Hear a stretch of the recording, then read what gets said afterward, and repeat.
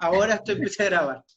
Bien. Entonces, decía, en ese entramado, en ese momento de conflictivo, en realidad uno tiene que irse un poco más atrás en el tiempo y pensar, ¿se acuerdan del texto de Marcela Ternavasio, el otro texto de Marcela Ternavasio, el de Gobernar la Revolución?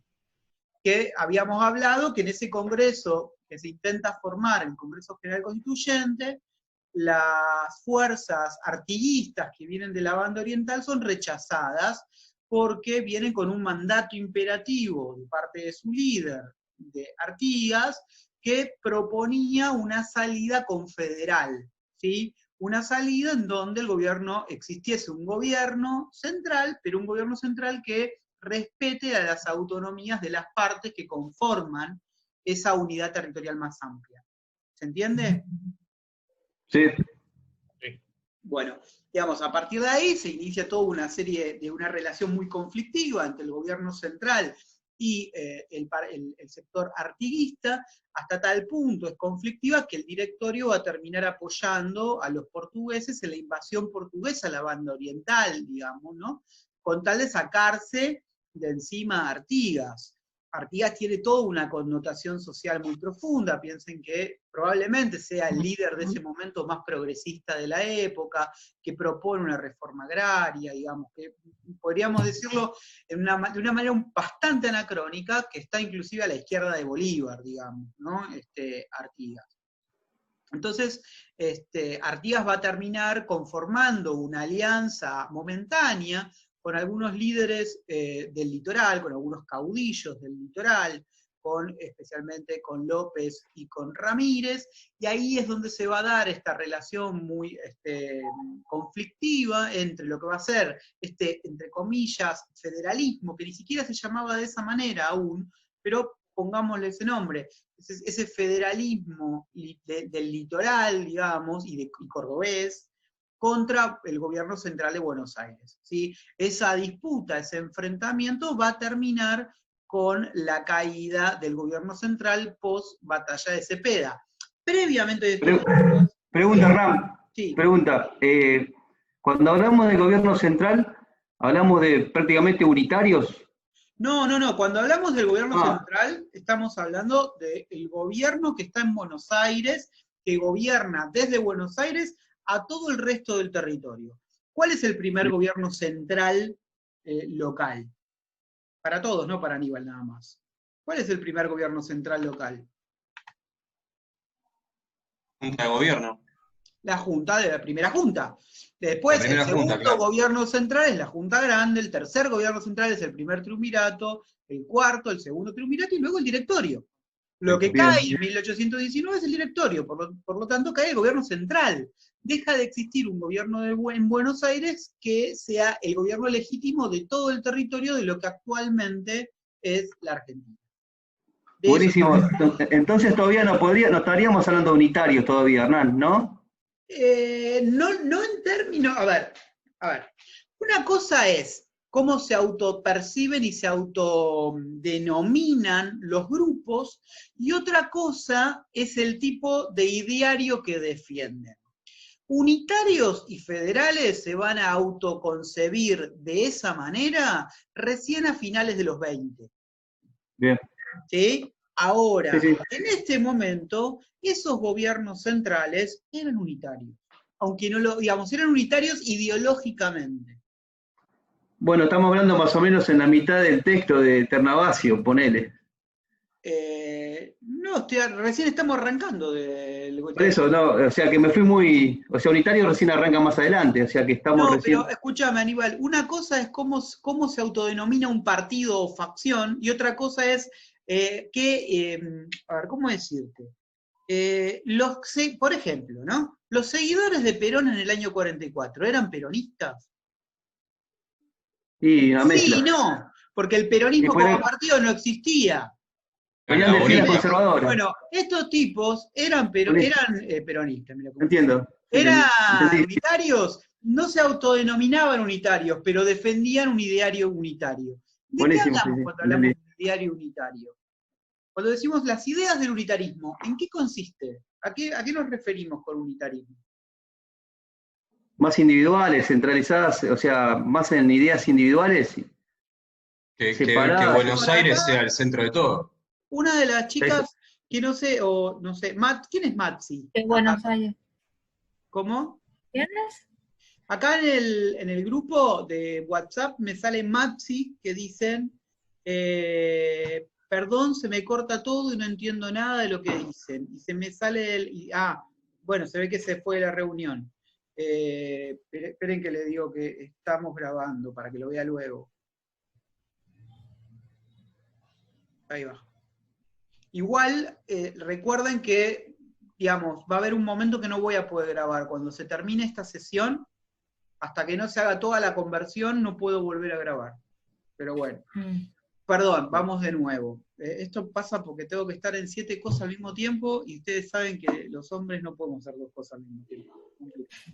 ¿Me pueden decir, entonces, cuando hablamos de unitarismo, ¿a qué nos referimos? Que Buenos Aires concentre todo el poder. Bueno, a ver, Paula. Que concentre todo el poder Buenos Aires, más o menos, a ver. Es cierto que el unitarismo en general se lo asocia... Sí, perdón. Perdón. Es verdad que el unitarismo se lo asocia con los grupos económicos más poderosos que claramente están en Buenos Aires, ¿no? Y además tengamos también presente que es un momento en donde en realidad es un momento transicional en el sentido que la vieja élite colonial está totalmente en decadencia y es el momento del ascenso de la nueva élite terrateniente, de la nueva élite que se encarga fundamentalmente de la cría de ganado, digamos, ¿no? De los ganaderos. Pero es un momento en donde esa élite está en ascenso y comparte el poder fundamentalmente con los militares, ¿no? Ahora, es verdad que se asocia el unitarismo con el poder de Buenos Aires, pero no necesariamente esto es así. Puede haber unitarios en el interior que no estén pensando en la concentración de poder en Buenos Aires, están pensando en la concentración del poder en un gobierno central, ¿sí? Que, digamos, casi naturalmente se concibe que está en Buenos Aires porque Buenos Aires es la ciudad, es el puerto, es la más poblada, es la más rica, ¿no? Pero no necesariamente está en Buenos Aires. Y además tengan presente algo. Si uno dice federalismo, ¿no? ¿Quién es el líder que sale casi naturalmente cuando uno dice federalismo? ¿Juan Manuel de Rosas? Juan Manuel de Rosas. ¿Y Juan Manuel de Rosas de dónde era? Provincia de Buenos Aires. Tengan en cuenta, Aníbal, que la ciudad y la provincia no se van a diferenciar hasta 1880. La ciudad de Buenos Aires es la provincia de Buenos Aires, es lo mismo. ¿Okay? Entonces, Rosas es porteño. Y además, Aníbal, te quiero decir, Rosas es de la ciudad de Buenos Aires. Claro, de la ciudad de Buenos Aires. Claro, estamos mirando, pero obviamente que tiene mucha llegada a los sectores populares rurales, digamos, ¿no? Claro, pero él es de la ciudad de Buenos Aires. De hecho, él vivía en lo que hoy actualmente son los bosques de Palermo. En donde está el monumento de Sarmiento, ahí estaba el casco de la estancia, de él donde vivía, digamos. O sea, no es casual eso, que hayan puesto Sarmiento en el lugar donde estaba su escritorio, digamos, ¿no? No, aparte no le puso 3 de febrero por la batalla que pierde. ¿Cómo? ¿No le ponen 3 de febrero por la batalla en la que pierde Rosas? Sí, ahí. Claro.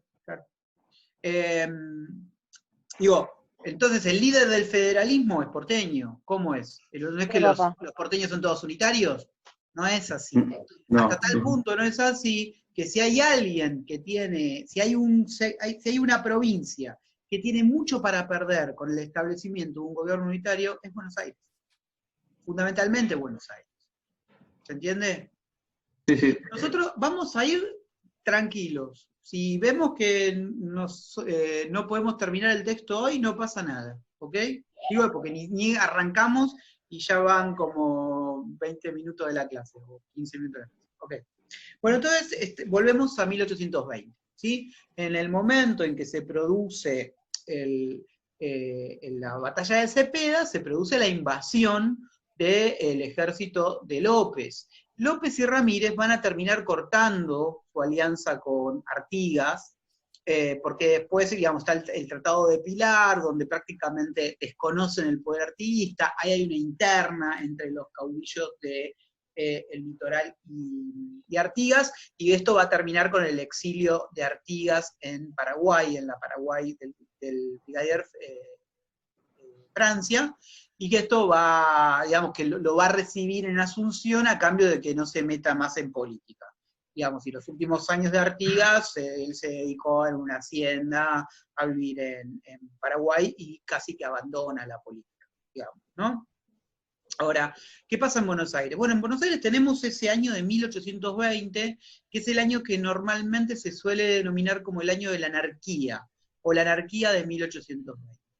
Es un año, es el 2001 del siglo XIX, podríamos decir, digamos, ¿no? Porque tenemos en un año, creo que son 5 gobernadores que gobiernan Buenos Aires, y el 20 de junio de 1820, ¿qué pasó el 20 de junio de 1820? ¿Qué hecho importante pasó el 20 de junio de 1820? Esto es como... El 20 de junio, el fallecimiento de Belgrano. Manuel Belgrano. Bueno, el mismo día que muere Belgrano, ese mismo día, hay un quilombo padre en Buenos Aires que terminan con 3 gobernadores sacándose los ojos unos a otros. En un solo día hubo 3 gobernadores. Ese día fue el 20 de junio de 1820. De hecho, ¿no vieron la película de Belgrano? Sí, cuando era chica. La de Pablo Rago, ¿cómo? Cuando era Pablo chica. Rago, no. Analia, Sí, pero- no me mientas, como cuando era Pablo chica. Rago no Y existía la cuando película se- de Belgrano, ¿qué tiene? La de Debe tener Pablo 6, Rago, 7 la de años. Pablo Rago no, la vieja, la de Pablo Rago no. Ah, esa no, yo La no vi vieja debo otra. haber visto. Vos sos de la época Está del bien. santo de la espada, tipo. No, Mi qué papá mal. me hizo fumar todas las películas de historia. Después No, lo tenés yo fuera de broma, de todas esas películas que se hicieron, la de Belgrano es la mejorcita, está bastante bien. Y en la escena donde él se muere, se escucha afuera todo el quilombo, los tiros y qué sé yo, y el tipo preguntándose para qué mierda había peleado tanto, si afuera se estaban matando entre ellos, digamos, ¿no? Seguramente no fue así lo que sucedió, pero es como llamativo, digamos, ¿no? Por lo menos. Ahora, ¿quiénes se peleaban ahí en Buenos Aires? Bueno, se peleaban diferentes facciones. Había una facción más, si quieren, centralista, más, ¿cómo definirlo? Digamos, una facción más cercana a los líderes federales y una facción más cercana a un autonomismo bonaerense, digamos, ¿no? Que lo que quieren es básicamente separarse de la Confederación y que López y Ramírez, que después se van a pelear entre ellos, pero López y Ramírez no tengan más influencia y concretar un ejército que puedan por lo menos repeler el ataque de López. López va a volver a invadir y recién para fines de 1820, yo ahora no me acuerdo bien el mes, sinceramente, de 1820, pero estamos hablando, creo que septiembre por ahí, es cuando se produce... octubre, septiembre, octubre, creo. Septiembre, octubre, que es el momento en donde Buenos Aires logra enfrentar victoriosamente a la invasión de López. Victoriosamente significa, digamos, echarlos, no significa que Buenos Aires va a invadir Santa Fe, ni nada que se le parezca. Pero esto lo que permite es pacificar Buenos Aires. En esa pacificación, el Cabildo de Buenos Aires va a nombrar al nuevo gobernador. Y acá arranca lo que va a denominarse la feliz experiencia. ¿Sí? Ahora, ese gobierno que nace ahí es un gobierno que primero nace de una confrontación militar con López. En esa confrontación militar va a participar alguien, que va a haber 2 líderes principales. El principal es Martín Rodríguez, que luego va a ser gobernador, y secundándolo a Martín Rodríguez va a haber un joven Juan Manuel de Rosas. Juan Manuel de Rosas no solo es un joven ganadero, estanciero, primo de los Anchorena, o sea, la crème de la crème, digamos, de la época, y parte de la negociación para terminar la guerra con Santa Fe es que Buenos Aires le pague a Santa Fe unas cuantas miles de cabezas de ganado. Muchos, creo que eran 20.000 cabezas de ganado. Bueno, esas 20.000 cabezas de ganado las va a conseguir Rosas. Muchas de él, muchas de sus amigos estancieros, digamos, ¿no? Fundamentalmente lo que se estaba buscando es el establecimiento de un orden, la sanción de una situación de paz que permita el desarrollo. Y no es casual que un ganadero sea quien de alguna manera encabece esa búsqueda de pacificación. ¿Por qué? Porque la guerra se está comiendo la economía. ¿Sí? Digo, no se puede desarrollar económicamente la provincia si vive en guerra civil. Entonces, y mucho más no se puede si se vive en una situación de inestabilidad política muy grande. Es necesario establecer un orden legítimo, un gobierno estable, definir institucionalmente a esa provincia, y de alguna manera este orden y esa estabilidad es la que permitiría el crecimiento económico sustentado fundamentalmente en la producción y exportación de productos vinculados con el ganado vacuno. En este momento ganado vacuno. Ya para la década de los 40, 50, va a haber un reemplazo del ganado ovino que va a reemplazar al ganado vacuno, ¿sí? Pero originalmente es el ganado vacuno, fundamentalmente con dos grandes productos. Uno, los cueros, que es el gran producto que exporta a Buenos Aires desde ya el periodo tardocolonial, y lo que era el tasajo. ¿Sí? ¿Se acuerdan qué era el tasajo? El tasajo es una... ¿Cebo? No, el cebo, eso se usaba más internamente para hacer velas y todo eso. El tasajo es una parte de la carne de muy mala calidad, que se sala porque es la carne que comen los esclavos. Entonces esa carne es la que se exportaba fundamentalmente a Brasil y a Estados Unidos y al Caribe, ¿no? Y eran como los dos grandes productos, ¿ok? Entonces, digo,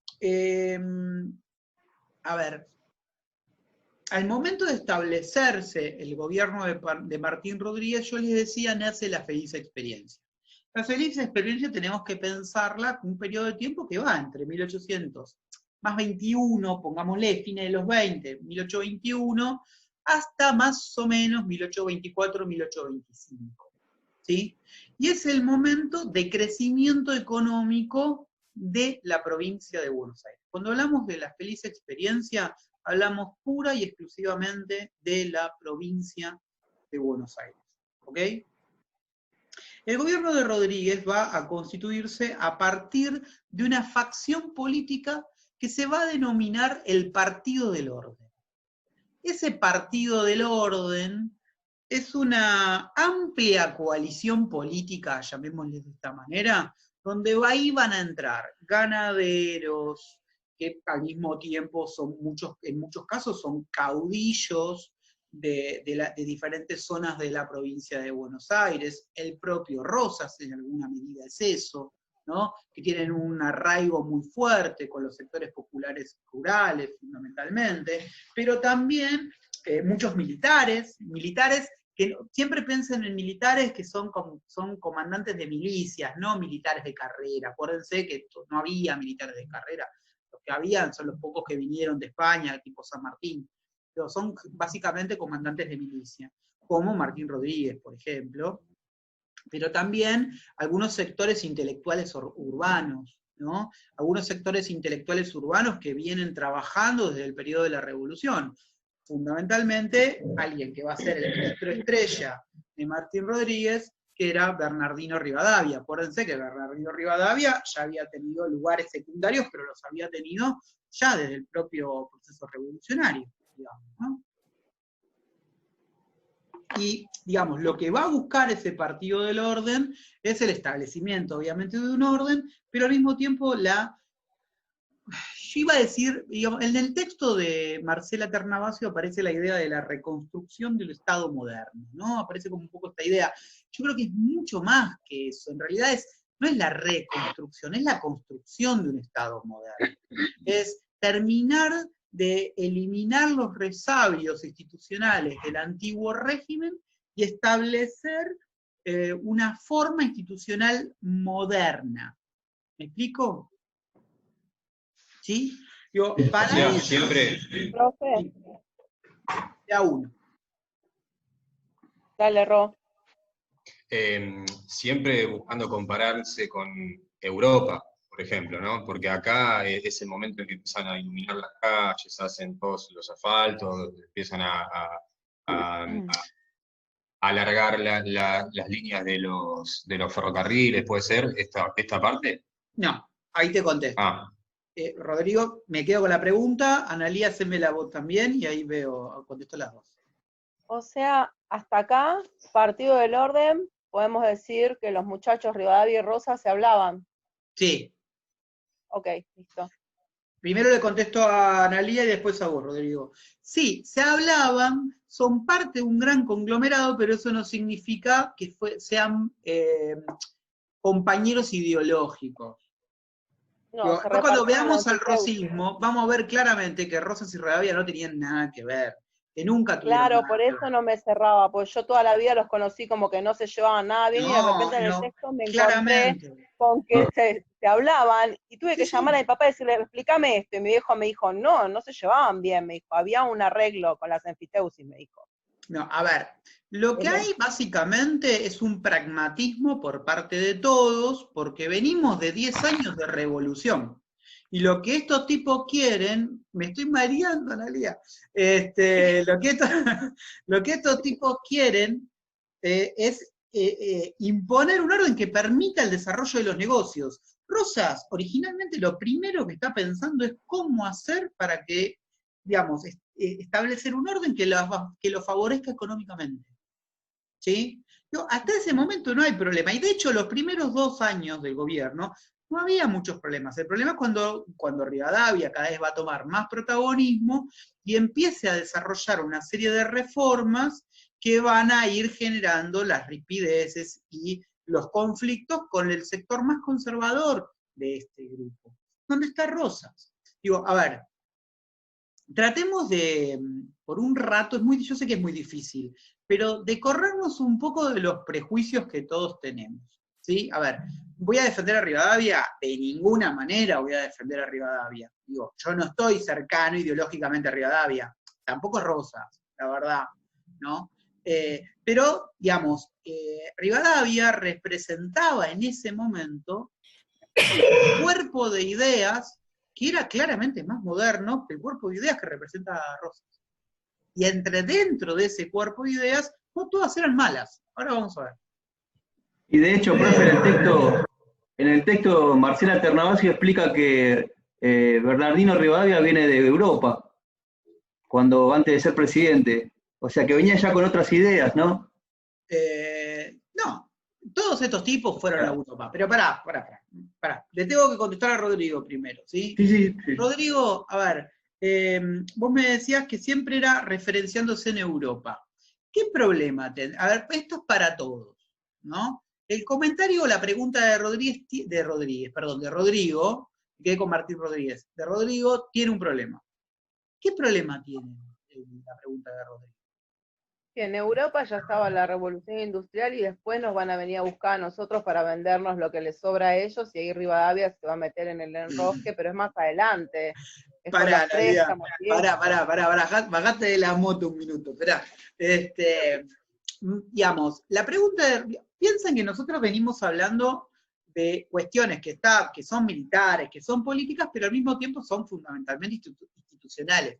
Nosotros decimos, el Partido del Orden lo que quiere es fomentar un orden institucional. Y yo dije anteriormente, fundar un Estado moderno. Rodrigo me pregunta si estamos mirando a Europa. Y yo le respondo a Rodrigo que eso, digamos, es más o menos. Porque, y en parte sí. En parte estábamos mirando un poco más a Estados Unidos porque Europa todavía está en un periodo muy conservador y muy vinculado con la formación de las monarquías. En cambio, Estados Unidos tiene un fundamento republicano, ¿no? Entonces, estamos mirando un poco más a Estados Unidos que a Europa, en términos de formación del Estado. ¿Sí? ¿Se entiende? Ah, Eso política significa, no es que institucional. no miramos a Europa, sí miramos a Europa a lo más moderno, si quieren. ¿Sí?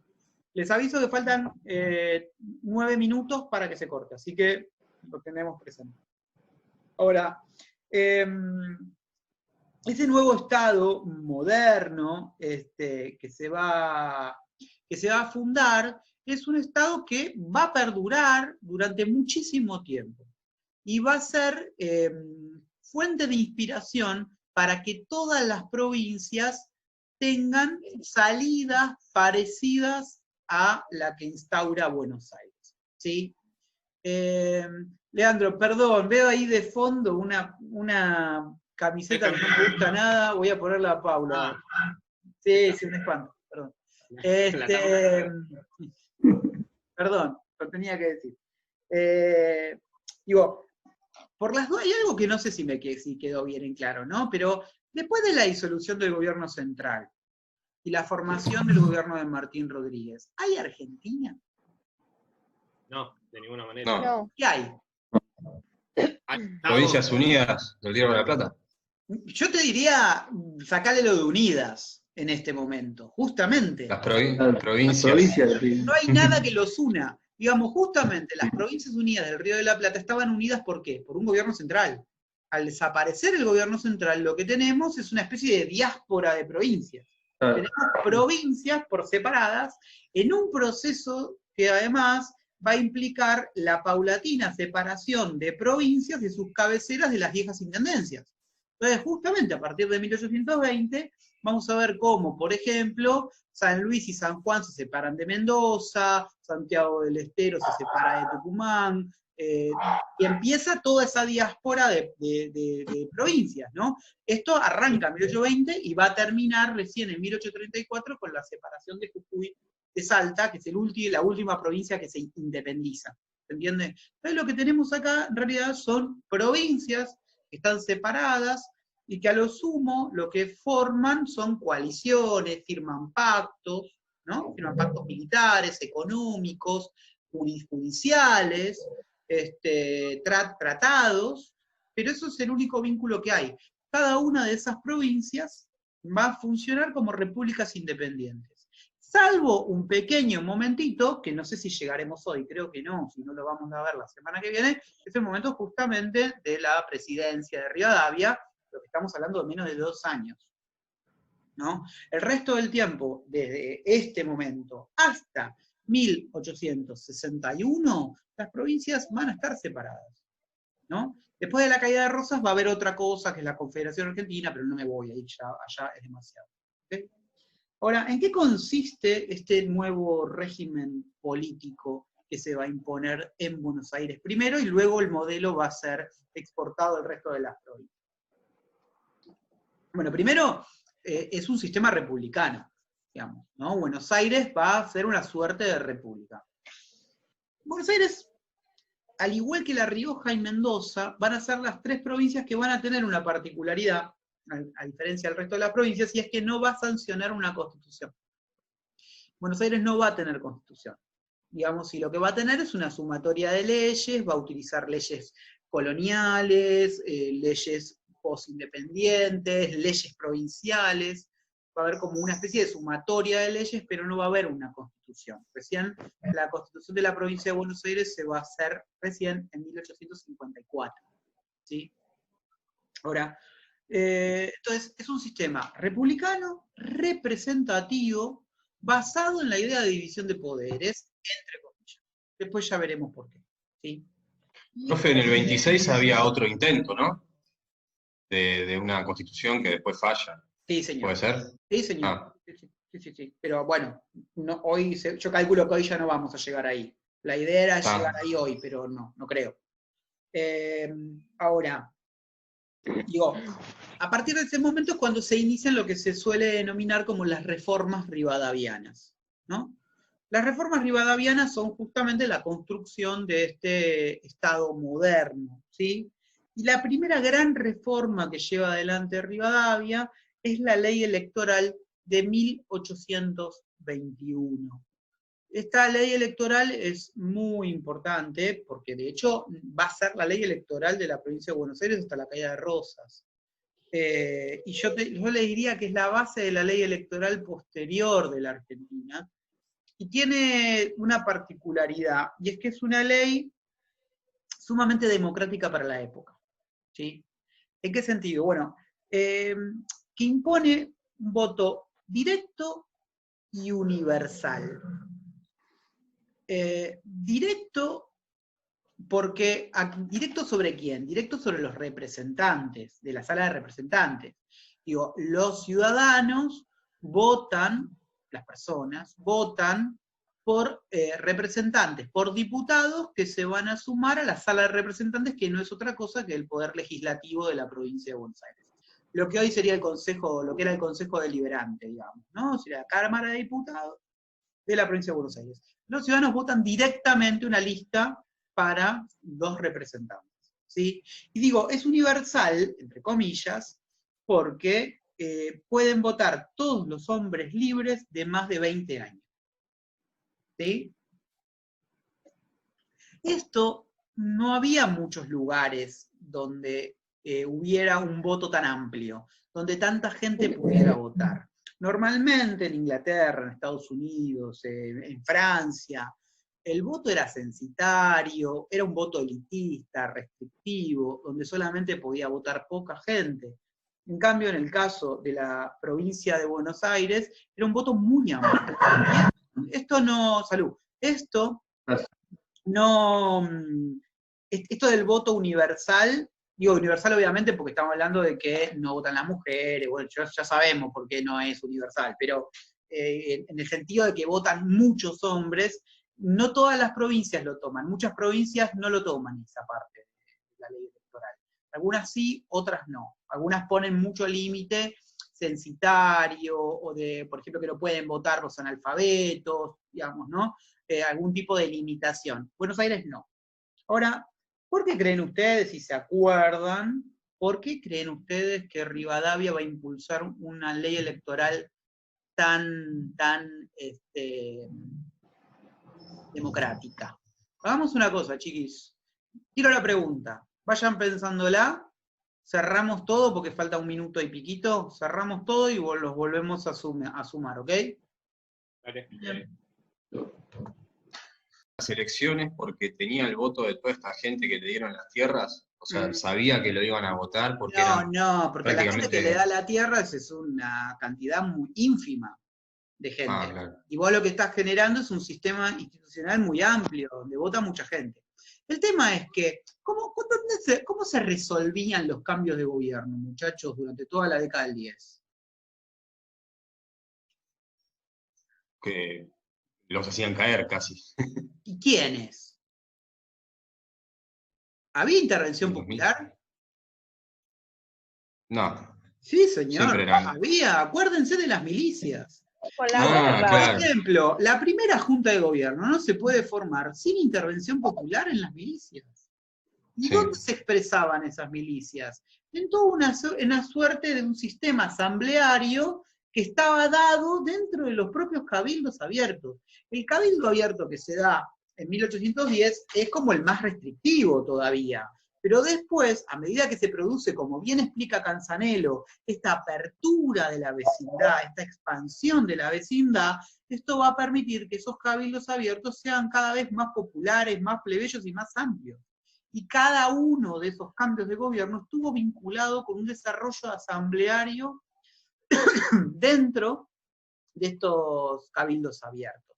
Entonces, si lo que está buscando Rivadavia es ir terminando con el sistema asambleario y darle representatividad y legitimidad a través de un sistema electoral. Si el gobierno está, ahí te dejo, Paula, si el gobierno está basado en la legitimidad electoral y la mayor parte de la gente vota, ese gobierno más difícilmente caiga a través de un sistema asambleario. ¿Por qué? Porque conjuntamente con la ley electoral del 21 se queda abolido el cabildo. Entonces cortar ahí la posibilidad del sistema asambleario. Ahora después vamos a lo de hecho, sí. en Buenos Aires solo dejan el de Buenos Aires ciudad, porque también está el de Luján y como que lo disuelven, ese puede ser. No, pero en el momento de la disolución del cabildo disuelven los dos. Ah, los dos. En el mismo momento disuelven los dos, porque la idea es la disolución de una institución que representa el sistema antiguo régimen. Ahora vemos por qué. ¿Ok? Bueno. Entonces el cabildo se terminó Todo, el de los dos. Luján y se Buenos terminó Aires el y de Plaza de Luján, los Mayo. dos. Luján, a ver, el edificio no lo derrumban, lo que se termina es con la gestión cabildante. Tanto en Luján como acá, el cabildo de Luján existe todavía. El edificio está. Sí. Es el que Está ahí nomás de la basílica. Museo de los carruajes y demás, re lindo. Sí. Bueno, ahora, cuando lo que busca es consenso y legitimidad a través del sistema electoral tan amplio, ¿sí? Ahora, tengan en cuenta una cosa, cuando hablamos del sistema electoral democrático estamos hablando de lo que se denomina el voto activo, ¿sí? ¿Qué es el voto activo? Es el tipo que emite el sufragio. El emitir del sufragio es lo que se denomina el voto activo, ¿sí? Era que vos decías a quién votabas y te lo anotaba una persona. No. Más El o voto menos. activo, cuando, digamos, el sistema electoral está fundamentado en el voto activo y el voto pasivo. El voto activo es el hecho de sufragar. El voto pasivo es el hecho de poder ser elegido. El poder ser elegido no era tan democrático. Todos podían votar, no todos podían ser elegidos. ¿Quiénes podían ser elegidos? Estaba basado en la idea de la propiedad. Solamente algunos sectores propietarios podían ser elegidos. ¿Por qué? Porque ahí aparece toda la idea de constante, en realidad, donde aparece la idea de que el propietario es el único que es independiente económicamente, y por lo tanto va a tener de independencia de criterio a la hora de gobernar. La persona que no es independiente económicamente es un ser dependiente y por lo tanto no va a tener independencia de criterio para gobernar. ¿Me explico? Va a ser fácilmente corrompido por intereses ajenos. Sí, la propiedad garantiza la imparcialidad. Exactamente, Analía, mira, no lo podía decir mejor que lo que acaba de decir. Porque ese es el fundamento de que el Poder Judicial no tiene que pagar ganancias y es constitucional. Claro, bueno, pero acá hay una idea de los notables, digamos, ¿no? Estos notables que provienen de determinado ámbito social, elitista, que son los únicos que no tienen dependencia, los únicos que son imparciales, los únicos que tienen las luces, por otro lado, para poder gobernar. Y esta lógica va a permanecer bastante tiempo. ¿Se entiende? Sí. Ahora, más allá de esta consideración muy importante, una cosa más que importante que les tengo que decir. Esta idea de la independencia económica al mismo tiempo es una suerte de crítica a un grupo que nace con la Revolución de 1810 y que se suele denominar el grupo de los políticos profesionales. ¿Quiénes son los políticos profesionales? Son los tipos que se han dedicado a hacer política, que viven del sueldo de la política y que dedican todo su tiempo y su dedicación es a la política. Yo les cuento una cosa para que quede claro. Y la verdad no me importa si nos extendemos en esto y la semana que viene volvemos sobre el texto. ¿Sí? A ver, cuando uno ve la conformación de la sala de representantes, ¿se entiende cuando digo sala de representantes a qué me refiero? Sí. ¿Sí? Al poder legislativo provincial. Poder legislativo.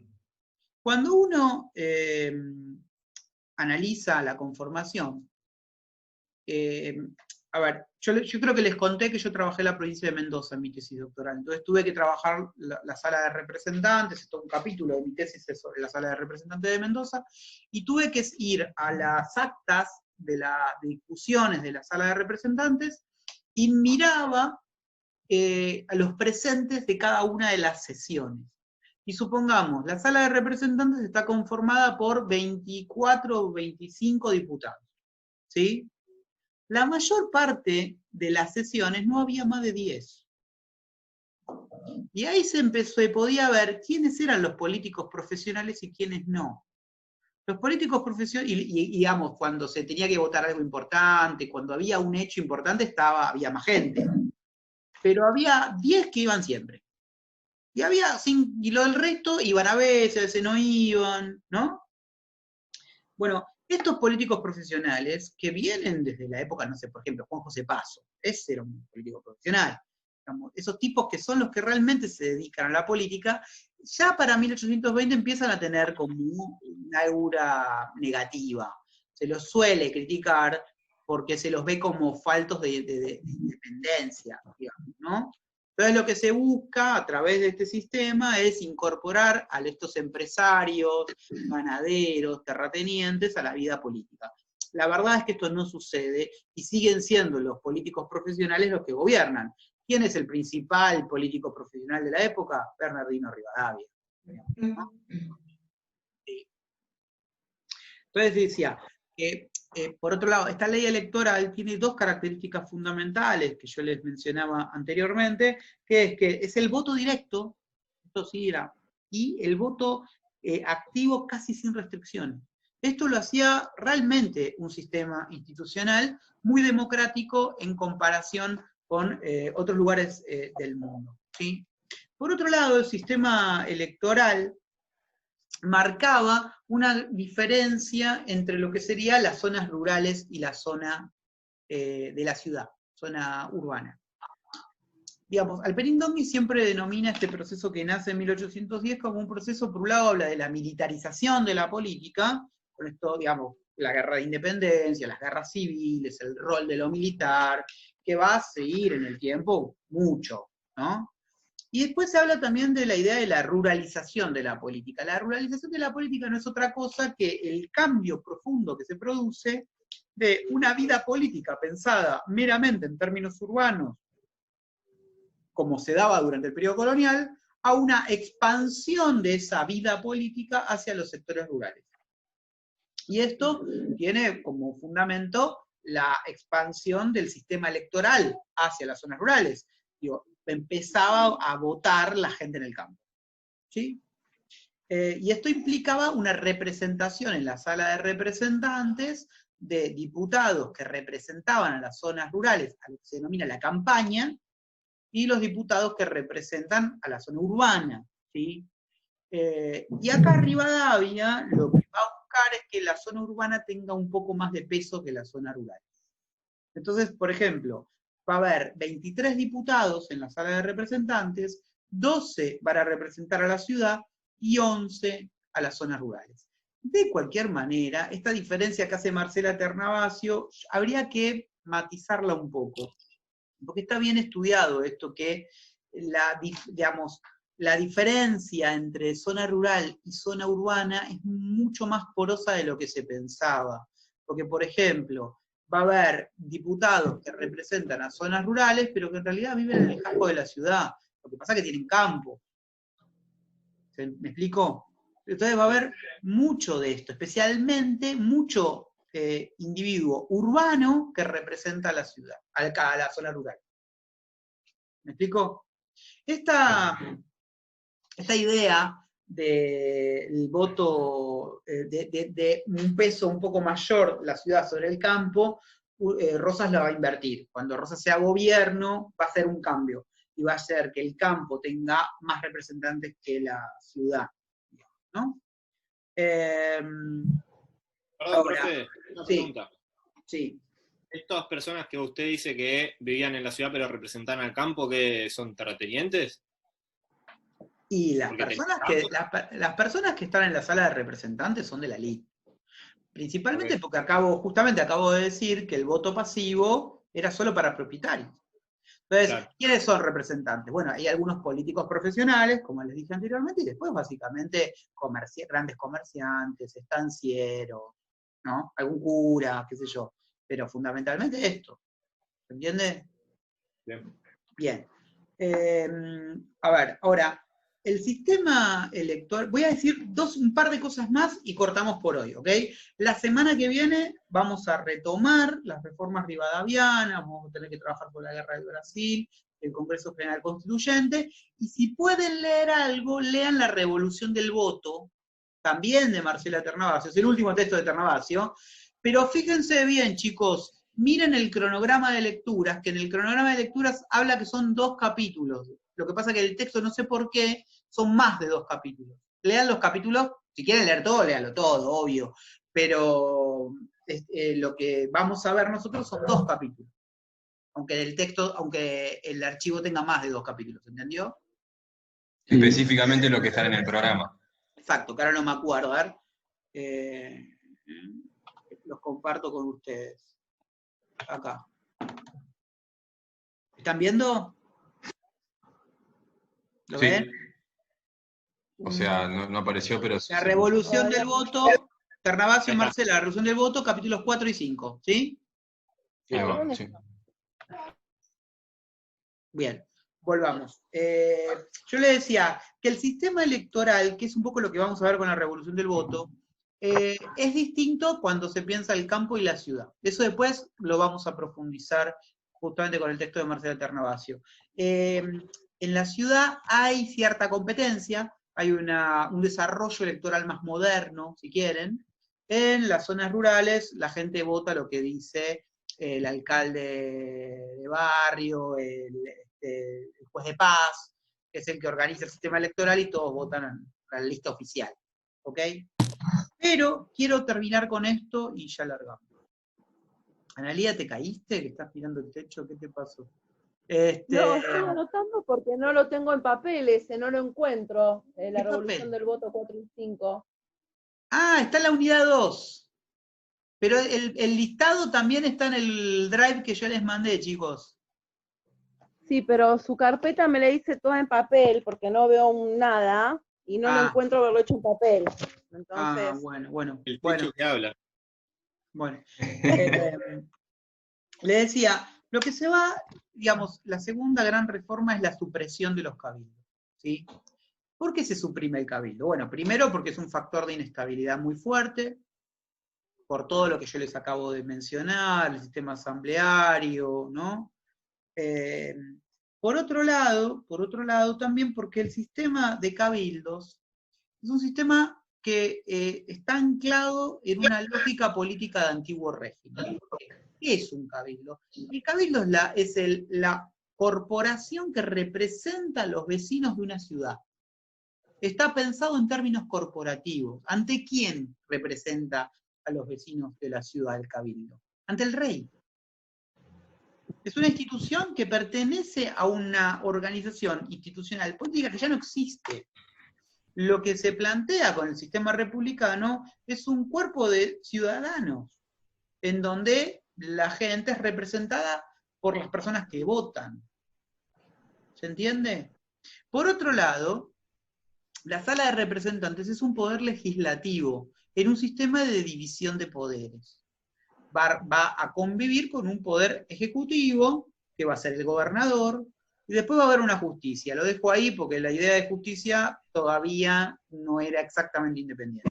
¿Sí? Ahora tampoco, pero por otros motivos. En cambio, el cabildo tenía funciones donde no había una idea de división de poderes, porque el cabildo manejaba justicia, manejaba la hacienda, economía quiero decir, manejaba funciones militares, manejaba funciones... Las 4 causas, ¿no? Las viejas 4 causas, exactamente, o sea que no había división de poderes ahí. ¿Me explico? Entonces, por un lado, el cabildo compite con la Sala de Representantes e inclusive hasta con el Poder Ejecutivo, y por otro lado tiene que ver con una lógica política que no existe más. Entonces, y tal es así que al momento de la disolución del cabildo prácticamente no hubo resistencia, salvo algunos sectores muy conservadores, entre los que estaba Chorena, por ejemplo, ¿no? Que no quería terminar con el cabildo. Pero después se termina eliminando y eso se va a reorganizar y se va a reconfigurar paulatinamente en un municipio, en el gobierno de la ciudad de Buenos Aires, pero más adelante. ¿Se entiende? ¿Sí? Bueno, ¿alguna pregunta? Tenemos que ver un montón de otras cosas, pero bueno. Por ahora. ¿No? Bueno. Chicos, ¿todos tienen los 2 textos esos para cuando yo me altere y se los pida? ¿De dónde los bajamos? ¿Del mail? El drive. Gracias. Drive. No, pero ella tiene un tema con ¿Con el internet? la electrónica. No, pero entonces es una experiencia terrible esta para vos, si tenés mala... Sí, pero mis hijos me ayudan y me dan las cositas. Ah, Sí, bueno, es ¿qué te la terrible. imprimís todo esto? Solamente los de historia, con los demás voy sufriendo, salvo que pueda escribir a los costados, necesito escribir. En área el 22. A la luz de la vela como Vélez Arfiel. Ana, fíjate que yo los mando a imprimir en Vica. Sí, ya fui. Bien. Bueno, chicos, yo me despido, esta parte ya es de ustedes, digamos, ustedes quieren seguir charlando, no hay problema. Yo me voy a ir a cocinar, si les parece. Tenemos que seguir Ya ahora. por hoy voy a terminar el día, que ya di clase, fui a ver, estuve cuidando a mi viejo, ¿no? Ahora vuelvo a dar clase, me quiero ir a dormir. ¿Sí? Ya está. Sí, Bueno. por ahí sí. Ya en un rato, no creo que hoy, más mañana que hoy, les mando el link de la clase esta, especialmente para algunas de las personas que no se pudo sumar hoy. ¿Ok? Listo. Bueno, chicos, nos estamos viendo el lunes que viene, 6:30. Prometo Creo. anotarme en un lugar que no es 7, sino 6:30. Pero es que yo doy clases, por ejemplo, mañana a las 7, el jueves a las 7, el viernes a las 7, ya estoy acostumbrado a que la clase empiece a las 7. Con ustedes solamente puse 6:30, por esto de que a las 8 arrancaban otra clase. Claro. Sí. ¿No? Pero bueno. Bueno, nos vemos, gente. Nos Chao, vemos, profe. profe. Profe, nos vemos. Gracias. Nos